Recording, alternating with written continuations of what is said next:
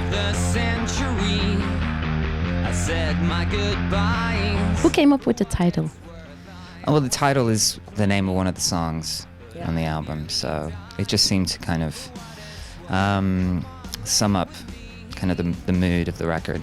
Okay, and the mood is not as dark as the last record?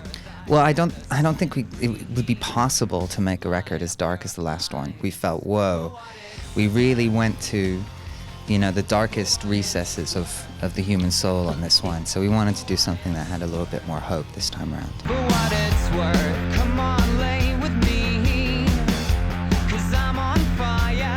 And how about the songwriting? You did it together, and you said that you approached it differently. Some of it we did together, some of it we did separately. There's one song that we started writing, Stefan and I started writing in 1994, which we didn't finish until last year. So one of the songs, the first song on the album, is actually like 15 years old. There's a lot of songs like that we kind of have in the Placebo vault. That, they're kind of like songs which are either finished or half finished, which are kind of waiting for a context, And this time around, Kitty Litter, the first track on the album, it seemed like the right time to finish it. For what it's worth, for what it's worth, for what it's worth, for what it's worth. And you work together with producer David Bottrell. He also produces Muse, Tool, and the Belgian band Days. Why did you pick him? Well, we wanted to make a big sounding record. We wanted to have a really wide sound, a big sort of guitar record, and listen to the bands that he produced previously. You mentioned Tool, and they're pretty big sounding records. Yeah. But also having worked with the great Belgian band Days, so if he could handle both, we thought it'd be the right guy for us.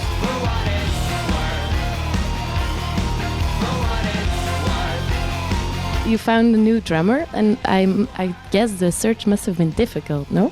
No, actually, no. How did you find him? Well, first of all, we done with the audition, because we find that quite soul-destroying.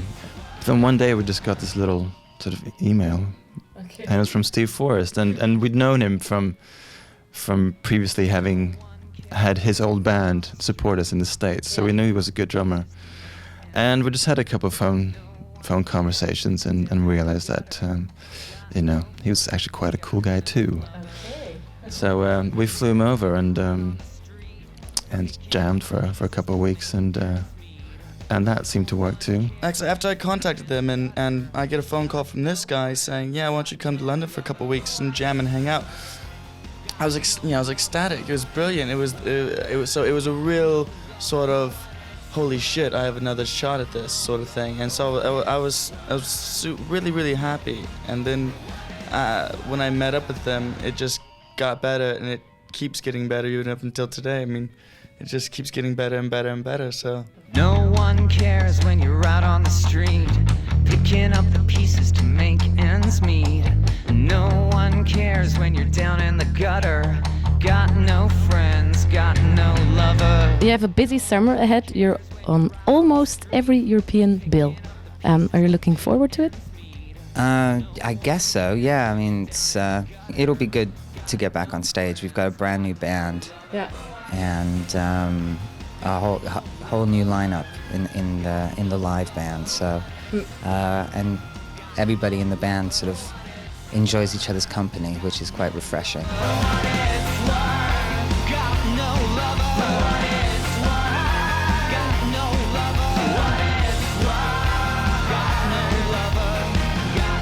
Friends, got no lover.